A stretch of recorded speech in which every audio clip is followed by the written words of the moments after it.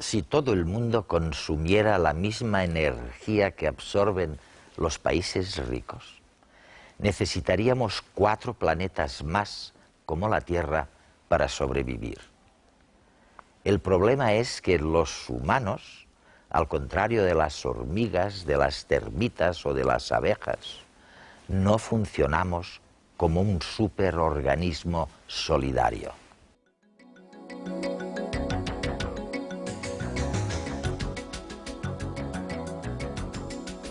Edward Wilson es profesor emérito de la Universidad de Harvard y reconocido autor de numerosos libros de divulgación.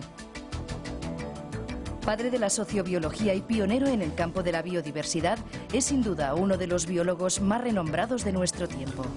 Algunos lo consideran el nuevo Darwin.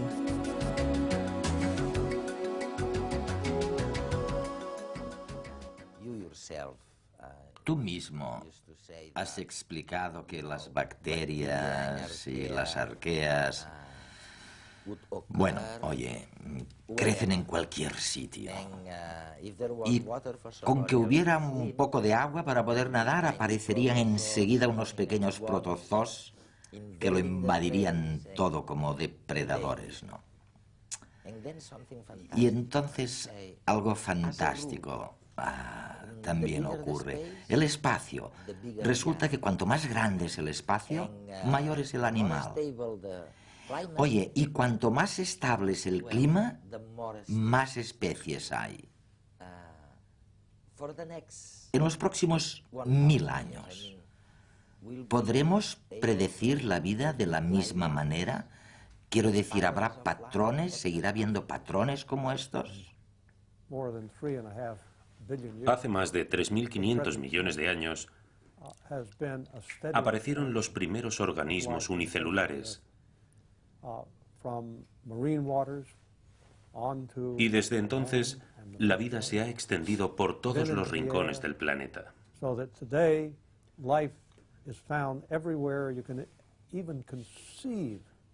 De las aguas marinas a la tierra, al agua dulce, y luego hasta el aire.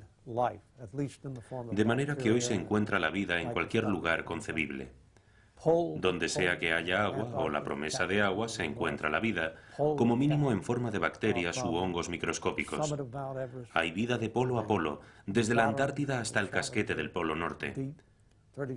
Desde la cima del Everest hasta las profundidades de los océanos a 36.000 pies bajo la superficie del mar.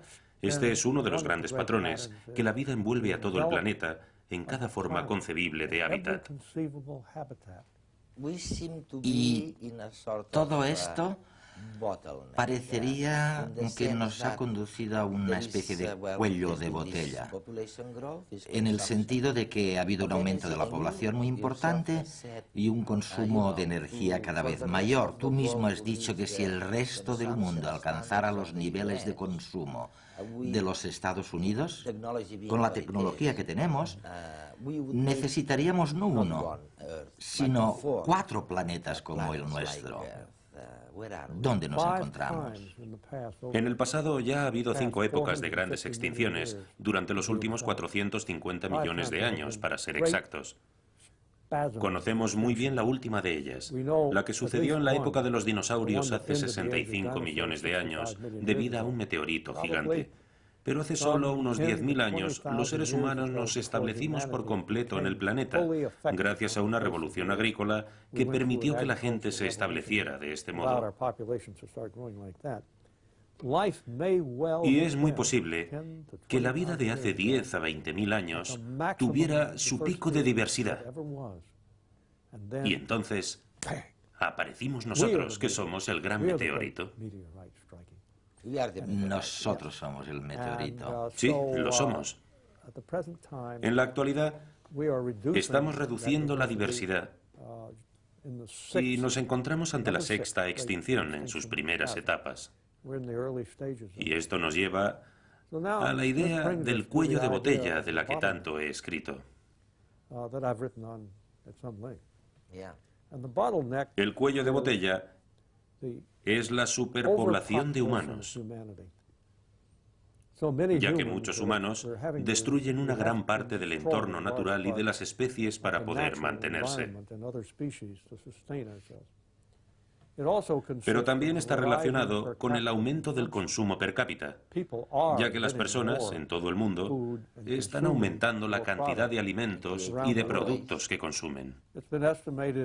Se ha estimado que para que todas las personas del mundo, unos 6.300 millones, pudieran vivir al mismo nivel de consumismo que tienen los norteamericanos, se necesitarían 4 planetas Tierra más.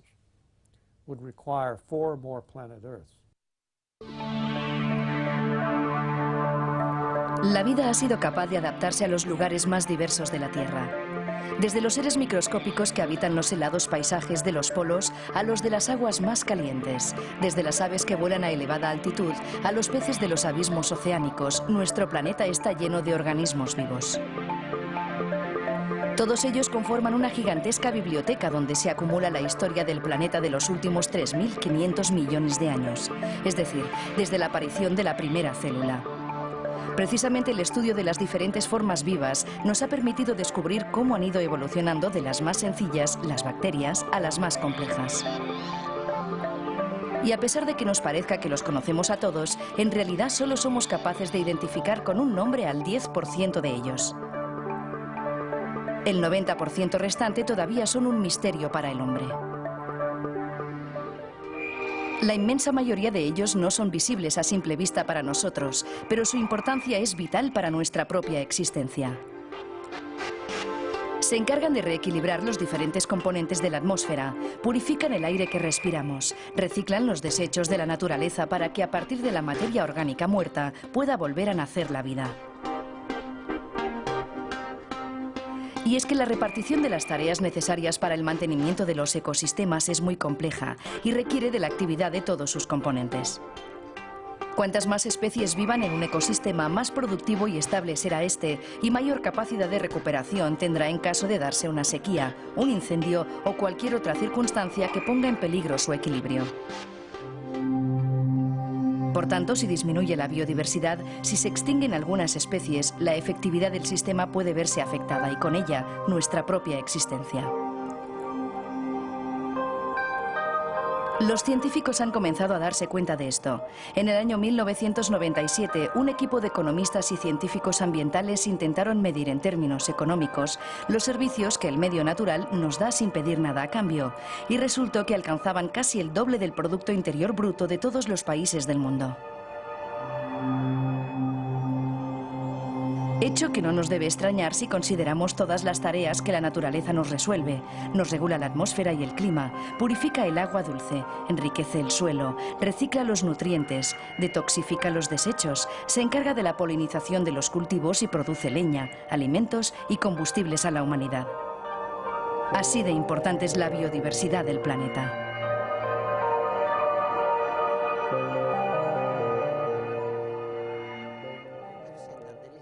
Has dicho que hay una sorprendente indiferencia del cerebro hacia el entorno, hacia la protección de las especies y del medio ambiente. ¿Por qué? Porque este cerebro nuestro se preocupa de un área geográfica muy pequeña y está demasiado preocupado solo por familiares próximos y tiene una perspectiva muy reducida de 1, 2 o 3 generaciones a lo máximo, ¿no? Como mucho, cuando pensamos en el futuro, pensamos en la próxima generación y solo en un espacio muy pequeño, como mucho en nuestra propia comunidad o máximo en nuestro país. El resultado es que cometemos unos errores terribles en los campos de la planificación económica y la planificación de recursos. El planteamiento actual era un comportamiento muy beneficioso cuando la humanidad estaba evolucionando y vivíamos en pequeñas bandas y tribus por todo el mundo. En un sentido darwiniano era una cuestión de supervivencia y reproducción, Y era muy inteligente hacerlo así. Si solo pensamos a corto plazo, hay que hacer las cosas bien y es suficiente con sobrevivir hasta el día siguiente. Y tú intentas explicar, o mejor dicho, recordar, que la conservación del medio ambiente no es contraria a las leyes de la economía. Porque tú dices, démonos cuenta de lo que estamos abandonando y que ahora es gratis. El enriquecimiento del suelo, la regulación del clima, ¿qué más?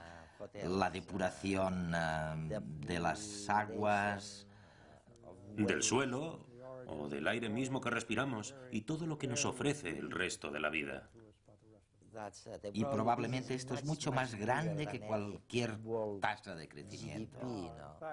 De hecho, un equipo de economistas y biólogos hicieron un esfuerzo para estimar el valor en dólares del mundo natural que destruimos. El agua, el aire, el suelo. Y la cantidad que obtuvieron es de 33 miles de millones de dólares al año. Trillones. Trillones con la T. 1.000 millones de millones. Esto es lo mismo que el Producto Bruto Mundial. Es decir, la producción humana en términos económicos para todo el mundo. De bienes y servicios. Efectivamente. Y estos servicios se nos ofrecen de forma completamente gratuita. Y al ir destruyendo el mundo natural, lo tenemos que reemplazar con nuestra propia máquina económica. En otras palabras, cuando destruimos un bosque o una reserva de agua que nos ofrece agua gratis y la destruimos, algo que sucede en todo el mundo, entonces tenemos que reemplazarla con dispositivos de filtración. Y esto cuesta millones, cientos de millones de dólares. Paso a paso lo que estamos haciendo es convertir el planeta Tierra, literalmente, en una nave espacial, donde nosotros como especie no podemos relajarnos. No podemos sentarnos y dejar que la naturaleza nos suministre todos esos servicios. Tenemos que estar como si viviéramos en el espacio, en el vehículo espacial, siempre arreglando, viviendo, manejando, sí, discutiendo para poder hacer que las cosas funcionen. Y esto es de locos.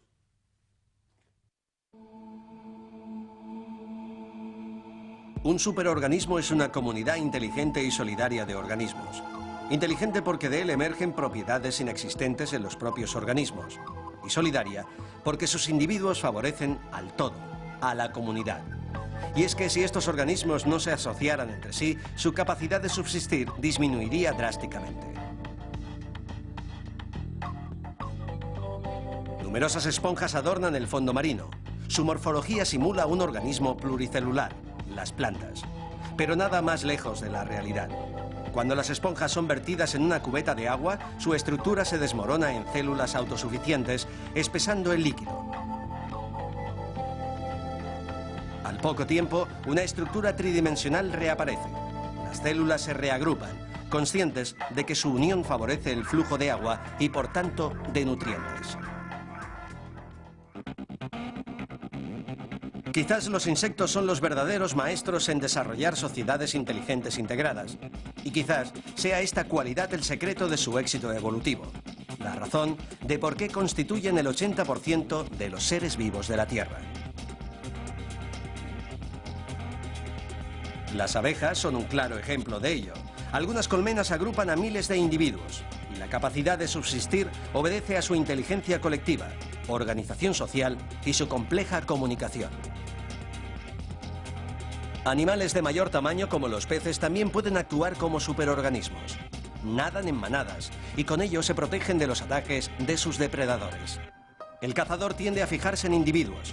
Sin embargo, cuando divisa un banco de peces, se encuentra con un bloque compacto de sujetos que nadan y se mueven juntos con extrema precisión, esquivando sus frustrados ataques. El objetivo, fortalecer la defensa.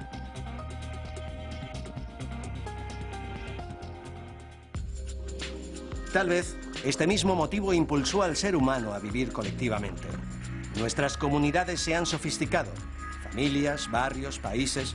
Algunos apuntan que todos somos parte de una gran colmena, la sociedad actual. Pero a diferencia de las abejas, el homínido goza de conciencia de sí mismo. Y la vocación colectiva se ve mermada por el reconocimiento individual, por el egoísmo innato. La teoría de Gaia todavía va más allá y concibe el planeta Tierra como un superorganismo. Según esta teoría, el clima, la composición de la biosfera y el contenido de los océanos son regulados por seres vivos e inertes. En definitiva, animales, plantas y minerales cooperarían con un fin, el de mantener la vida. Hablemos ahora de los superorganismos. ¿Cuál es la diferencia, si hay alguna, entre tu idea de superorganismo? Dices que los humanos podríamos ser parte de un superorganismo, y el concepto de Gaia como planeta, que también es un superorganismo autorregulable. La especie humana no es un superorganismo, y la sociedad humana tampoco lo es. Son sociedades de mamíferos que se han desarrollado gracias a la inteligencia, las formaciones de contratos y el lenguaje, gracias a la habilidad de cooperar incluso para preservar y mejorar su propio interés. Su individualidad. ¿Cómo dices? Incluso su propia individualidad. Correcto. Estoy acabando un libro sobre el superorganismo y he tenido más tiempo para analizar todo este tema y saber qué es de verdad un superorganismo y qué es la humanidad. Una colonia de hormigas es verdaderamente un superorganismo. Son increíbles. Sobre todo, algunas de ellas, como una especie en particular de hormigas de América del Sur. Son una creación maravillosa, puesto que tienen una serie de comportamientos muy complejos, por medio de los cuales cooperan los miembros de la comunidad. Tienen de 10 a 20 tipos de señales químicas, feromonas, que los miembros de la colonia huelen y prueban. Se comunican y tienen hasta 50 mensajes diferentes que surgen de combinaciones de feromonas. Además, los individuos están categorizados por la función de su trabajo, inconscientemente, para que la colonia sobreviva. La unidad es la colonia. La evolución continúa por la competición de una colonia contra otra colonia. Uno de los resultados de esto es que se tiene un cierto grado de armonía, de cooperación entre los individuos de una misma colonia. Pero a la vez, las colonias siempre están en guerra entre ellas. Las hormigas son las criaturas más belicosas del planeta. Yo digo que si se les diera a las hormigas armas nucleares, habrían volado el mundo en una semana. Pero a las pobres hormigas hay que comprenderlas, sobre todo si pensamos que en un día hay aproximadamente de 1000 a 10.000 trillones de hormigas vivas.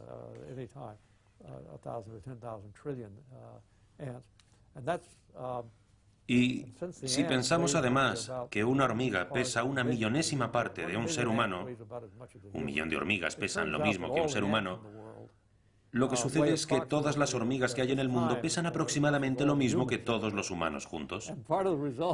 Y el cerebro de una hormiga es solo una millonésima parte del cerebro de un ser humano, de manera que hay que admirar a las hormigas, sobre todo si analizamos lo que han llegado a conseguir con su cerebro. Si lo extraes y lo analizas, ni siquiera se puede ver. Es como una mota de polvo. Fíjate, como una mota de polvo. Existe una familia en el mundo que ha creado grandes civilizaciones. La mirmecología es una disciplina científica que se ha creado en torno a su estudio.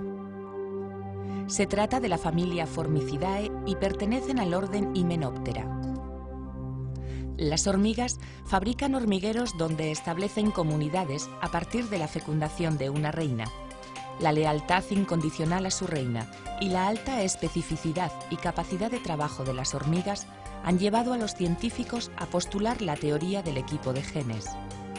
Esta está basada en la división de tareas otorgada por nacimiento a cada hormiga, en función de la cual cada individuo hereda unas determinadas capacidades físicas y químicas necesarias para desarrollar dicha misión, exactamente igual que las células que constituyen cualquier organismo.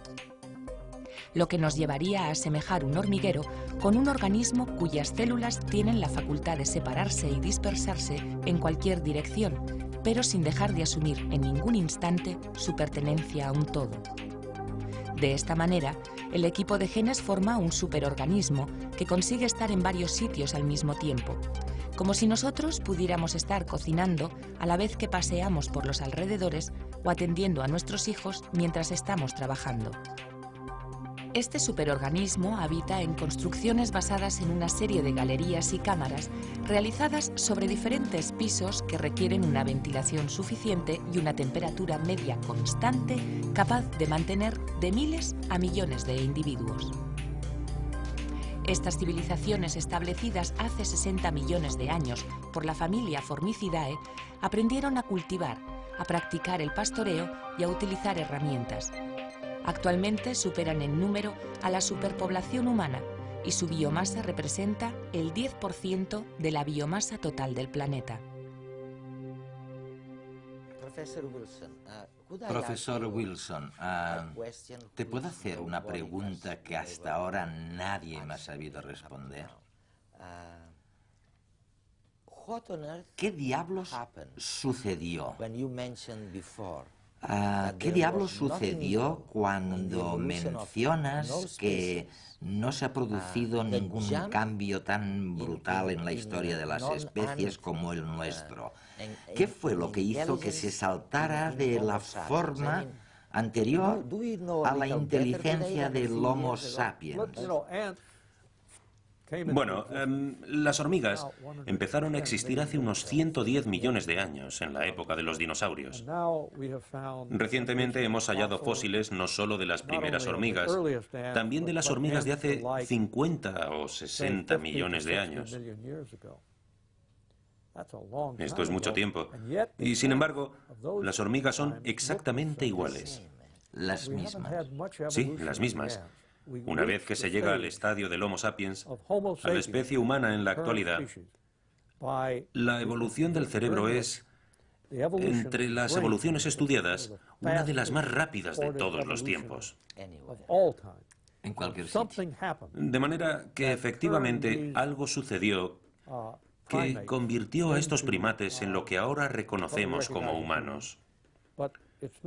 Pero, por otra parte, no es el único ejemplo de excepcionalidad en la evolución.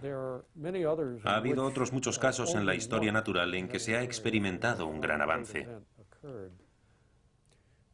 Por ejemplo, en mi campo de investigación, nos encontramos con el trabajo de las hormigas Acromyrmex oxtospinosus de la América tropical, que son jardineras y construyen unos jardines subterráneos inmensos. Mastican y procesan las hojas en las que cultivan hongos de los que se alimentan. Y como consecuencia de ello tienen un gran éxito evolutivo. Y se han convertido en líderes de los animales que comen plantas en la América tropical. Y esto solo ha sucedido una vez en la historia de la evolución. ¿Cómo ocurren estos grandes sucesos? ¿Cuáles son las circunstancias peculiares por las que surgieron los seres humanos? No tenemos la respuesta, pero seguiremos intentando investigarlo y seguirá siendo uno de los retos más importantes en la investigación biológica del futuro.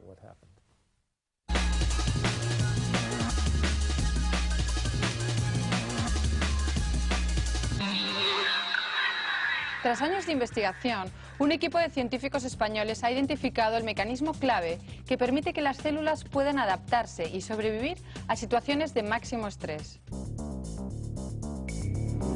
Los científicos han descubierto uno de los mecanismos intracelulares imprescindibles para que las células puedan sobrevivir a las situaciones críticas. Además, ha quedado comprobado que en los momentos de estrés, el ADN se modifica a causa de unas proteínas involucradas en la respuesta a los momentos problemáticos. Según los investigadores, las células sufren cambios constantes en su entorno, y si estas variaciones son muy drásticas, se producen lesiones e incluso puede llegar la muerte celular. Por ello, lo importante del asunto es conocer los mecanismos que permiten que las células se adapten a cualquier situación y cómo las proteínas responsables de esta adaptación se ponen en marcha y funcionan en cada circunstancia. Desde siempre, los asteroides han representado una seria amenaza para el planeta. Han sido numerosas las soluciones que se han dado, pero ninguna ha llegado a buen puerto. En el año 2015 podría iniciarse un proyecto para crear un remolcador espacial capaz de desviar la trayectoria de los asteroides. Aunque en los últimos años todos los estudios se han centrado en buscar soluciones para desviar la trayectoria de estos cuerpos celestes, las propuestas presentadas hasta el momento no convencen a la clase científica. El proyecto actual, ideado por expertos de la NASA, se basa en la construcción de un remolcador que desviaría suavemente la trayectoria del asteroide que se acercara frontalmente al planeta Tierra. La nave en cuestión podría comenzar a construirse dentro de 10 años, pero de momento ya se están proyectando los reactores nucleares y los sistemas de propulsión con los que funcionará. También llevará incorporados motores de plasma, mientras un conjunto de paneles disipará el calor del reactor nuclear con el que se propulsará la nave. Cada día son más las aplicaciones y los beneficios de Internet. Lo último son las narices electrónicas, unos sofisticados sensores que se pueden controlar a través de la red. Además, tienen múltiples aplicaciones, desde analizar diversos procesos de alimentación hasta cuantificar los niveles de contaminación. Las narices artificiales han sido creadas por un equipo de ingenieros e informáticos. La finalidad es crear unos sensores que sean capaces de detectar concentraciones mínimas de ciertas sustancias nocivas para así poder determinar el estado de todo tipo de productos alimenticios y de consumo. Incluso podrán analizar los niveles de contaminación del aire, de ríos y de tierras de cultivo. Todo ello con la ventaja de que envía los datos de forma rápida y directa a través de Internet. Desde la red, los expertos podrán calibrar los sensores e incluso dirigir su tarea por control remoto, lo que facilitará mucho el procesamiento de la información. Estas particulares narices también tienen la ventaja de que se pueden colocar sobre cualquier objeto o terreno. Finalmente se ha podido comprobar científicamente lo que muchos neurobiólogos mantenían desde hacía años, que la mente humana es capaz de eliminar los recuerdos indeseados de manera voluntaria. Ha quedado demostrado por primera vez científicamente que existe un mecanismo biológico en el cerebro humano que bloquea los recuerdos indeseados. O lo que es lo mismo, que las personas tenemos la capacidad de anular de forma voluntaria los pensamientos relacionados con experiencias negativas. Este proceso es tan profundo que incluso en el caso que se quiera rememorar esta memoria, ya no se puede recuperar. El control de los recuerdos no deseados tiene relación con el incremento de la activación de la corteza frontal izquierda y derecha, la zona del cerebro que sirve para reprimir los recuerdos. También se ha puesto de manifiesto que las personas que más activaban su corteza frontal, mayor capacidad tenían posteriormente a la hora de suprimir recuerdos desagradables. Los responsables de la NASA tienen previsto enviar al espacio exterior a unos tripulantes muy especiales. Se trata de ratones astronautas. Si todo sale como está previsto, dentro de 2 años realizarán su primera misión. Se trata de poner a prueba a un grupo de ratones para comprobar cómo la ingravidez actúa en sus organismos, así como en su comportamiento personal y social. Tan peculiar misión se llevará a cabo en el año 2006, cuando un conjunto de roedores se pondrá en órbita alrededor de la Tierra dentro de una nave espacial giratoria. Los animales, durante una breve temporada, tendrán que soportar y adaptarse a las mismas condiciones atmosféricas y de gravedad de Marte. Los análisis que se realicen durante el viaje espacial serán de mucha utilidad para que en un futuro se puedan predecir la evolución y el comportamiento de otros astronautas mucho más humanos.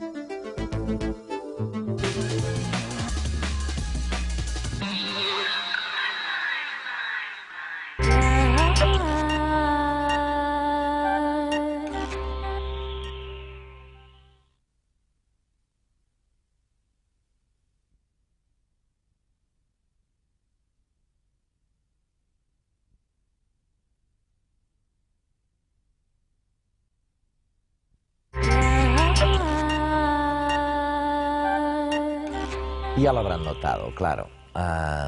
El tema, digo que ya habrán notado que estamos en redes, ¿no? Cuando han visto al casi venerable Wilson, fundador de la sociobiología, recordarnos, bueno, que en la historia de los organismos vivos en este planeta ha habido nada menos que 5 grandes extinciones. Y resulta que ahora ha empezado la 6ª.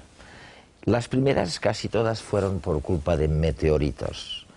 Y esta vez, Javier, parece que el meteorito somos nosotros. Que realmente somos un peligro. ¿En qué sentido realmente somos un peligro? Por lo que decía Wilson, de que consumimos demasiados recursos y somos demasiada gente y harían falta 4 planetas, como dice él. ¿O por qué? Porque si es eso, no sé qué remedio hay. Bueno, luego hablaremos de uno, Concepción. Pero tú ¿por qué esta alarma casi social?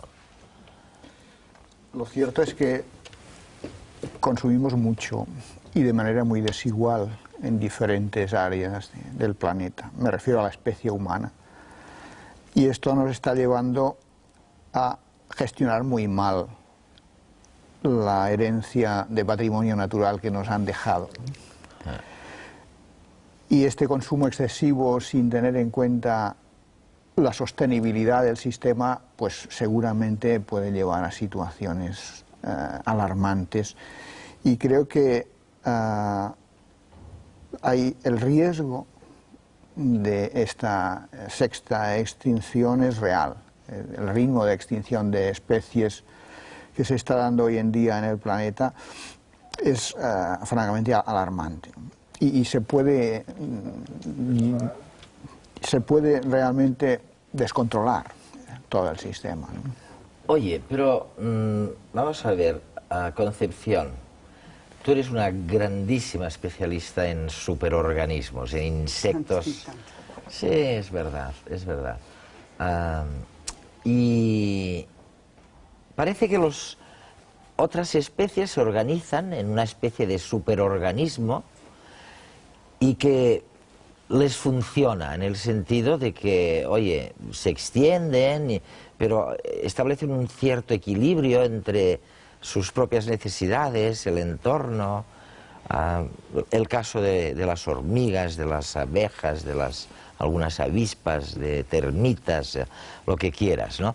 Y nosotros, ¿por qué perdemos? O sea, nosotros no somos un superorganismo como las hormigas, ¿no? No. No, porque nosotros, entre otras cosas, interferimos en el sistema del superorganismo individualmente. Y la eficacia del superorganismo se mide en que cada uno de los componentes funcionan como las células de un individuo solo. Algo así como... nosotros estamos formados por células que forman tejidos, los tejidos órganos y sistemas. Cada una de nuestras células no es independiente, lo que interesa es el resultado final. En estos términos lo definió Wilson hace una serie de años, solo para los insectos sociales o grupos de animales que presentan esas mismas características. De manera que cada grupo, cada colonia, cada sociedad de hormigas, de abejas, de avispas, es un superorganismo. Y ahí lo que importa no es el individuo como tal, sino el funcionamiento final. Es decir, que cumplan sus funciones de reproducción, de relación, de nutrición, esa enorme comunicación que se da entre ellos. Y eso ha sido mucho más eficaz que lo que nuestra especie, de cara a ser considerada como un superorganismo, parece que no es, evidentemente. Es decir, que no, o no se debe considerar como tal. Sí, el propio Wilson me lo dijo. Yo saqué la impresión de que él hace unos años consideraba que casi éramos un superorganismo. Pero no sé si con los años se ha dado cuenta de lo que tú estás sugiriendo, que la componente de individualidad en los humanos es muy fuerte y que esto lo hace algo distinto de un superorganismo. Los humanos no estamos dispuestos a sacrificar nuestros intereses individuales totalmente en aras del superorganismo que casi somos, ¿no? En este sentido, ¿qué pasa? Que somos menos altruistas y colaboradores que las hormigas y las abejas, ¿no? Probablemente sí. De hecho, los compartimentos de las hormigas y de los insectos sociales son muy automáticos, muy pautados por una serie de instrucciones que se cumplen a rajatabla. Y en los insectos y en las especies animales no humanas lo que importa es la especie, no el individuo. Sí. Es decir, a menudo se sacrifica el individuo por la especie. A veces la gente se queda sorprendida de ver que por ejemplo, la hembra de determinadas especies, por ejemplo la mantis religiosa, se come al macho después de haber realizado la cópula.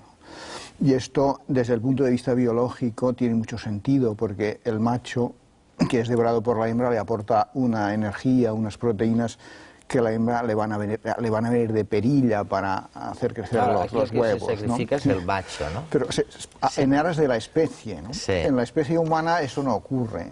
En la especie humana es muy importante el individuo. Tenemos un gran respeto, pues, por la vida humana, como es natural. De manera que todas estas nociones se desvirtúan, la noción de superorganismo en la especie humana. Oye, ¿queréis ver un superorganismo funcionando en la práctica que conocéis? Es un experimento que rodamos, si no recuerdo mal, en Francia, y podéis ver la maravilla de cómo eligen en poco tiempo la opción más inteligente, sin tener ni idea del proyecto global y probablemente con inteligencias más pequeñitas que la total del proyecto, ¿no?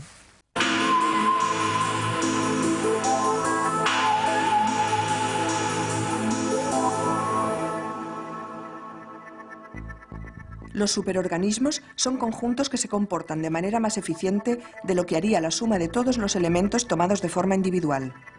Un claro ejemplo de superorganismo son las colonias de insectos sociales. Los insectos sociales son individuos de pequeño cerebro cuyas colonias se comportan de manera mucho más inteligente que la suma de la inteligencia de cada una de las hormigas, y todo ello sin que haya una idea global ni una supervisión. El olfato es una forma de organización de los grupos de insectos sociales, como las hormigas. Con moléculas volátiles organizan gran parte de su vida.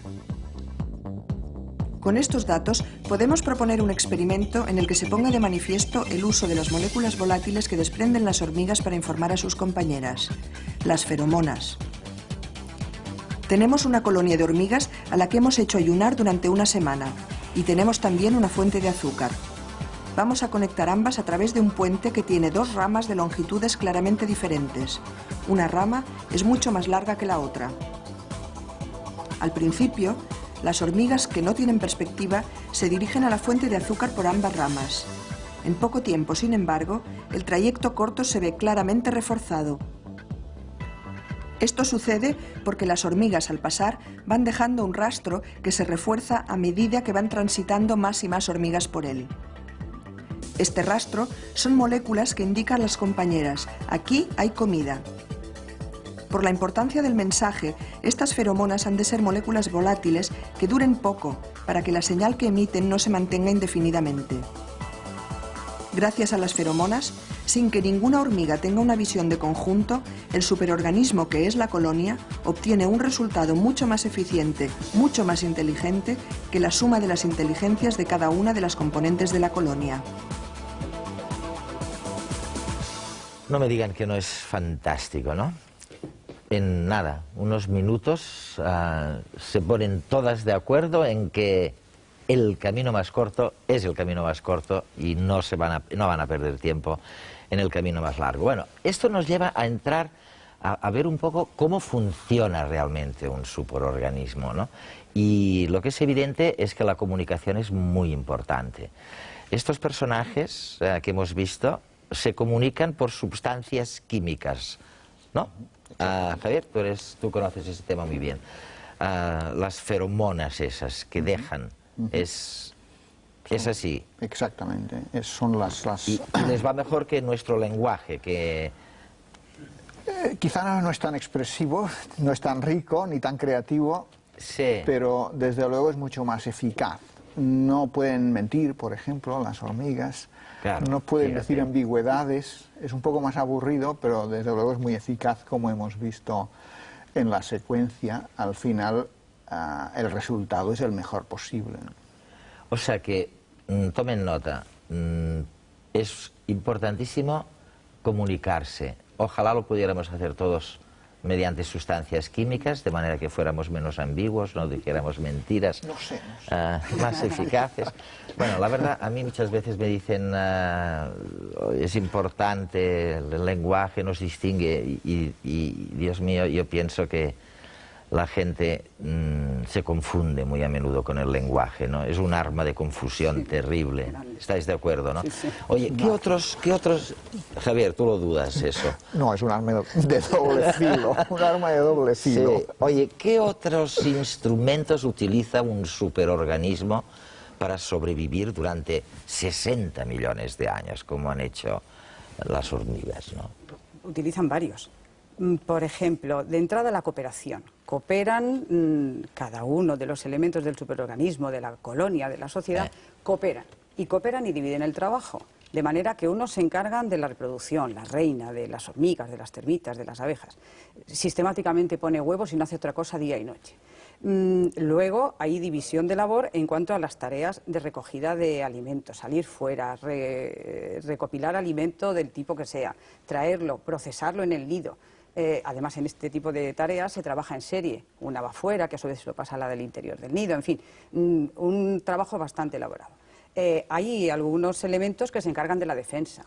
Luego los que van fuera y traen alimentos se lo pasan a los que están dentro. Oye, y luego las pisamos sin darnos cuenta. Por supuesto. Y las matamos de un manotazo y además las odiamos cuando nos agreden porque teóricamente no tienen ningún interés, dicho sea de paso, en agredirnos. Le suponemos la nulidad. Nosotros no tenemos ningún interés para ellas. Pero claro, cuando uno se le acerca a una avispa, por ejemplo, pues se siente amenazado y entonces manoteamos y tal. Y somos proclives a ponernos bastante más nerviosos de lo que deberíamos y por lo tanto nos terminará picando porque entonces es cuando la avispa se da cuenta, percibe que nosotros estamos ahí. Pero en cualquier caso, el funcionamiento... Perdón. No, te iba a preguntar otra cosa. ¿Y cómo se reconocen? Pues se reconocen porque todo ese trabajo, toda esa energía que ¿Cómo despliega... saben que la una es trabajadora que la otra es... Claro. No queda más remedio que invertirla solo en los compañeros del nido, porque no hemos dicho una cosa muy importante en los superorganismos, y es que la casta obrera, la casta trabajadora, es estéril. En el caso de las termitas son individuos jóvenes que aún no han alcanzado la madurez y por lo tanto, bueno, la cosa es ligeramente distinta. Pero en el caso de las hormigas y las abejas, las avispas, la casta obrera es estéril, lo que significa que renuncia sistemáticamente a pasar los genes a la siguiente generación, no va a tener hijos. Entonces, lo que interesa es que ese trabajo que ellas hacen, esta casta obrera, para que sean sus hermanas las que se reproduzcan. Por otra parte, el parecido entre ellas es tan alto que puede llegar hasta 3/4 partes de su información genética, con lo cual, si garantizan el que las hermanas que nazcan, las futuras reinas, se reproducen, están contribuyendo a la transmisión de sus propios genes. Pero claro, eso exige forzosamente que la sociedad, que el nido, reconozca a los que viven allí y que no venga ningún intruso de fuera que compita por, bueno, desde el alimento hasta por la reproducción, por lo que fuera. Y entonces el reconocimiento dentro de la colonia es esencial. De manera que no solo atacan o se defienden frente a intrusos de otras especies, sino incluso frente a intrusos de otros superorganismos que son de la misma especie. Hay un olor colonial que es característico, digamos, que tiene un componente intrínseco propio de la especie, pero además está el extrínseco, el que procede del alimento que traen de fuera, del hábitat, de la zona donde está el nido colgado, enterrado, en fin, es de una sofisticación bárbara. No me cuenten que no reconocen, en lo que está diciendo Concepción, que no reconocen rasgos de nuestro superorganismo humano. Y les vamos a pasar un documental, un reportaje, en el que es fácil, es evidente, constatar que los chimpancés, cuando viven en su propio superorganismo de 60 individuos, en realidad están anticipando unos comportamientos que luego nosotros hemos adaptado bueno, en forma legal. Casi los chimpancés están escribiendo contratos 1 millón de años antes de que nosotros lo hiciéramos. Son muchos los animales, desde los lobos hasta los mamíferos marinos, que acatan reglas sociales, se ayudan entre ellos y comparten comida. Las castas estériles de los insectos sociales, por ejemplo, se limitan a dar de comer a las larvas de la reina o a sacrificarse para defender la colonia. Y los delfines sostienen a sus compañeros heridos en la superficie para que no se ahoguen. Explicar este tipo de comportamientos sociales es el reto teórico que afronta la sociobiología. Esta disciplina, iniciada por Edward Wilson en los años 70, estudia el comportamiento animal desde una perspectiva evolucionista y asume que los humanos no somos una excepción. A medida que nuestros genes evolucionaban, también lo hacían nuestras reglas sociales. Wilson argumenta a favor de una serie de reglas hereditarias de desarrollo mental que conectan nuestros genes con nuestro comportamiento. Son la causa, por ejemplo, del tabú del incesto. Cuando dos personas viven en proximidad doméstica durante los primeros 30 meses de su vida, ambos se desensibilizan hacia una atracción sexual posterior. Se creía que esto era propio de los humanos, pero no es así. Este mismo efecto también ha sido bien documentado en todas las sociedades primates en las que se ha estudiado su comportamiento sexual. También en los primates es donde se han visto más sistemas de alianzas políticas que sirven para resolver conflictos dentro del grupo, consolidar el liderazgo o rebelarse contra los individuos dominantes. Y se han documentado asimismo conductas que penalizan a los individuos que no cumplen con estas expectativas sociales. Por ejemplo, cuando un chimpancé ayuda a otro en alguna contienda, espera que éste haga lo mismo por él cuando se halle en apuros. Y si esto no sucede, castigan al traidor con gritos y persecuciones e incluso atacándole. Entre las especies de primates que comparten comida, aquellos individuos que no lo hacen cuando son los poseedores del alimento son los que encuentran más resistencia cuando cambian los papeles, y son ellos los que piden comida a sus compañeros. Estas actuaciones sugieren un burdo sentido de la justicia y la imparcialidad, y señalan hacia la posibilidad de que la moralidad humana, al igual que su biología, tenga continuidad en el resto de primates y demás animales. Otras especies de las que hemos recogido sin lugar a dudas comportamientos y hasta formas de actuar legales. ¿Recuerdan cuando en la primera parte del programa Wilson decía que había como una especie de estructuras, de repeticiones de la vida? Decía, por ejemplo, si tienes un gran espacio, tendrás grandes especies, digamos, animales grandes. Si tienes un clima muy estable, tendrás una diversidad brutal de especies. Y es curioso eso, ¿no?, que haya este mecanismo.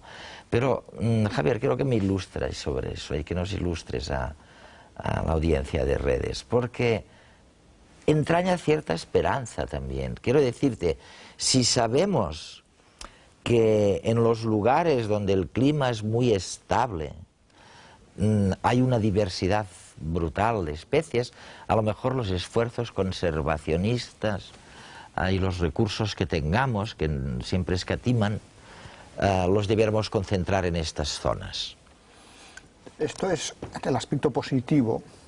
El aspecto negativo es que en los lugares donde se concentra el mayor número de especies, que es estos lugares estables, cálidos, los trópicos, la selva amazónica, es justamente en los lugares en que se está destruyendo la naturaleza a ritmo más rápido, es donde estamos perdiendo más biodiversidad. Creo que se están manejando cifras de unas 17.000 especies extinguidas por año, lo cual es muy alarmante, y justamente ese número es tan grande porque se están destruyendo ecosistemas enteros en los lugares donde la biodiversidad es más rica, ¿no? De manera que la esperanza es cierta. Si logramos conservar estos puntos rojos del planeta en los que la diversidad es muy alta, tendremos mucho ganado, podremos conservar un porcentaje muy alto de especies. Pero si no tenemos cuidado justamente con estos puntos rojos de altísima biodiversidad y los destruimos, de un golpe podemos perder un porcentaje altísimo de especies. ¿Y qué pasa? Muchas cosas. ¿Qué pasa entonces? Desaparecen especies, desaparecen ecosistemas, como decía Xavier, inmediatamente, y en muchos casos no se regeneran, porque además el gran desastre es que siempre hay oportunistas, y en las especies también, y entonces un nicho que ha dejado vacío pues por deforestación en Centroamérica, en la Amazonia o donde sea, que ha quedado vacío, inmediatamente será ocupado por alguna especie que no haya sido, en ese caso, desmantelada o que no se haya extinguido. Entonces sus poblaciones se multiplicarán muchísimo. Y entonces llegará un momento en que esa especie, artificialmente, como consecuencia del hombre, de la acción del hombre, podrá colonizar y alterar las circunstancias, las condiciones ecológicas muchísimo. Y eso va sucediendo una y otra vez, de manera que al final quedan muy pocas especies con grandes biomasas, con gran abundancia, y que se descontrolan. De ahí viene que nos permitiría ligar con otros temas, todas las plagas, los grandes problemas que hay para controlar las plagas, con sustancias químicas, sí. En fin, es decir, todo son muchas cosas, como ha dicho Xavier, claro. Muchas cosas que van unidas unas con otras y muchas otras que ni siquiera se nos ocurren. Pero por las interacciones. Por este lado yo creo que lo explicas muy claramente. Lo explicáis muy claramente, o sea, por este lado realmente vamos a un planeta en que solo habría hormigas, a lo mejor insectos venenosos, unas cuantas especies que habrían colonizado grandes territorios. O igual ni eso. O igual ni eso. Incluso si fuera esto sería malo. Claro. Porque así como la estabilidad propicia la biodiversidad, como ha dicho Wilson, lo contrario también es cierto. La biodiversidad propicia estabilidad, la estabilidad de los sistemas. De manera que si perdemos biodiversidad, tendremos sistemas ecológicos menos estables. Claro. Y como sabemos que todo está conectado, el mismo clima del planeta depende de la vida. Si desestabilizamos mucho los equilibrios de las especies que viven sobre la Tierra y empezamos a extinguir especies, y a lo mejor extinguimos especies clave, a lo mejor extinguimos una bacteria que es fundamental para el equilibrio del dióxido de carbono, por ejemplo, sería dramático. No es tan trivial como decir la Tierra será menos bonita porque haya menos especies, ¿no? También, pero no solamente es eso. Es curioso, bueno, él lo ha dicho, ¿no? Wilson dice, si las especies, si hay estabilidad, no solo se las arreglan muy bien con el entorno, sino entre ellas mismas, ¿no? Claro, establecen esto. Oye, me estáis poniendo triste, o sea, la única esperanza cierta que veo es que a la población femenina, como él le da una importancia enorme a eso, la población femenina, en contra de todas las expectativas, ¿no? Cabía esperar que a medida que aumentaba el nivel de vida y una parte de esta población femenina se afincaba en los procesos de producción, tendría más hijos. Pues no, ha ocurrido exactamente lo contrario. Y al parecer es gracias a eso que Wilson dice no pasaremos de 10.000 millones de personas a fines del siglo. ¿Qué me dices de eso, Concepción? ¿Por qué habéis decidido eso? ¿En aras de la especie? Pues por lo que hemos dicho antes, porque cada individuo tiene la opción, claro. Entonces individualmente, bueno, pues cada uno se ve complicado en la vida, más o menos, ¿no? Esa que llevamos todos. Y las mujeres más, las mujeres más. Oye, vamos a la cuestión que es el final de redes. Ya saben que estas semanas el tema de la cuestión es ¿qué ley han descubierto ustedes simplemente mirando lo que pasa en el mundo y el comportamiento de las personas o echando un vistazo a la historia? Tenemos que ser capaces, los que participamos en la cuestión, de sugerir una ley que refleje lo que ustedes han visto y que puede ser resumido en una ley, como hizo Newton con la gravedad. Con esto les dejo hasta la próxima semana.